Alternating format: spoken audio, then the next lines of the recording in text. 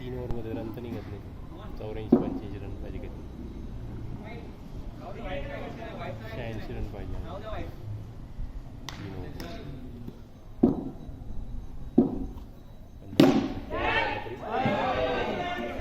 मग पहिला ओव्हर बरा पडला, नंतर म्हणजे 9 सकला होता शेवटी. 9 बॉल तर हां हे झालं की 9 बॉल बरोबर टाकले, नंतरचे 3ला लयच हे झालं. तर मला आली ती त्याची टेक्निक बॉल टाकायची, पण ते लयच जास्त हे झालं माझं. सकला होता. बाउन्सच नाही, तितका दमच नव्हता हातात की त्याला बाउन्स मारू.